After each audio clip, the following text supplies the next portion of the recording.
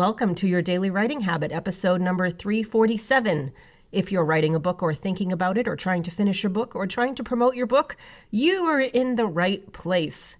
Good morning. Happy Monday. I'm your host, Christine Whitmarsh, also known as Christine Inc. I-N-K, like that stuff that we sometimes write with, christine-inc.com.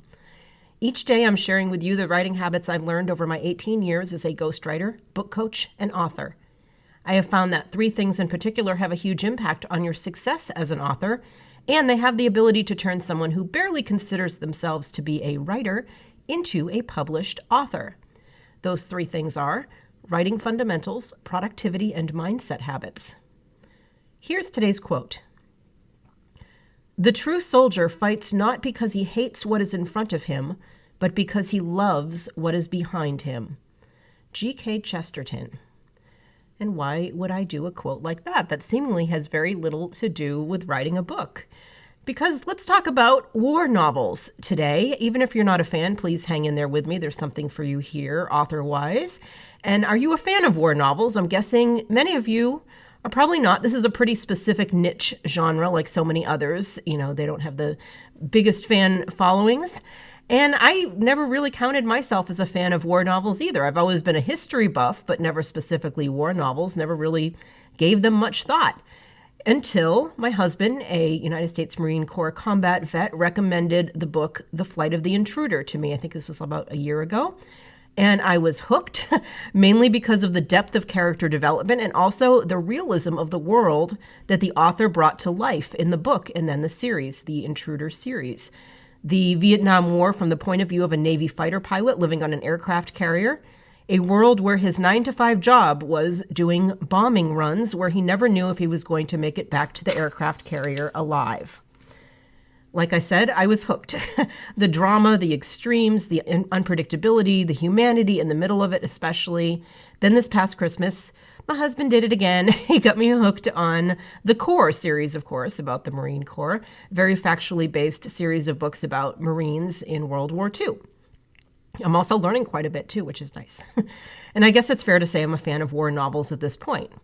So let's talk about that, since again, I understand it's a specific niche genre, and for many people, not their cup of tea. For many, even like full-on wrinkled up nose, as in ick, gross, no way. Violence, no way. So allow me to present an argument as to why as an author, you could be missing out on some valuable lessons from war novels. And the beauty is, since I'm about to share the lessons with you, you don't even have to read these books for yourself. So here's the thing about war and war novels and why this subject matter is a lot more universal than you may think. First, look at how many, just kind of as a shout out to the genre, look at how many great stories have come from war, from Casablanca to Platoon to Star Wars even with its World War II stormtroopers to Lord of the Rings.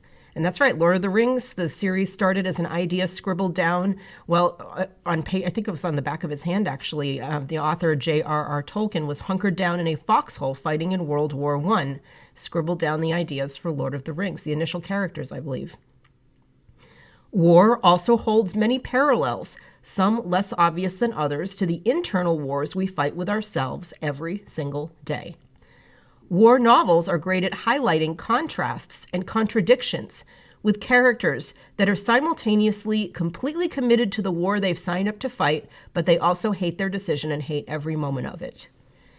War is the ultimate extreme of everything, the ultimate expenditure of human energy on a grand scale. It's the ultimate story of unpredictable outcomes from ultimate chaos. It can go either way and turn directions on a dime.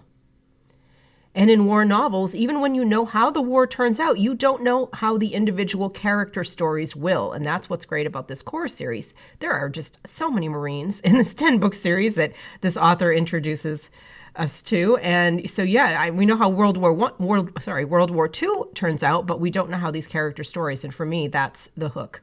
It's the ultimate example of suspense and surprise writing. War is also the ultimate example of willingly facing death and seeing what you're made of. What other genres and types of plots and stories can we say that about, where the characters are willingly facing death and seeing what they're made of? A lot of psychology there. Finally, War novelists are masters of embracing the chaos of their world and using it to organically drive their story, their plot line, and their character arcs forward within that story. If you're looking to master the art of writing multiple stories within a story that somehow all intersect, look no further than a war novel. So I hope this, at the very least, serves as food for thought, especially for those of you, again, who don't count yourselves as a fan of this particular niche genre. Totally okay, and not trying to convince you to become one. But I definitely wanted to distill some lessons to hopefully help you with your writing. That's what we do here. Also, be sure and tune in tomorrow for sort of a sequel. No more war talk, but I'm going to take one of the ideas that I talked about today and expand on it further. So I hope you'll tune in for tomorrow's episode, Tuesday, March 24th. Thank you for joining me here on Your Daily Writing Habit, where I am helping you write and finish writing an awesome book. And be sure and drop by my Inc. Authors group on Facebook to say hello. Let us know how you're doing, especially in these times of quarantine. How many books you're writing? Yeah, right. I've seen those memes running around saying, like the narrator saying that he wrote no books, things like that. But drop in anyway. Great camaraderie in the Inc. Authors group, especially now if we're not seeing so many people in person these days. Inc. Authors might be the place where you really want to hang out. Inc. Authors on Facebook. Until tomorrow, happy writing.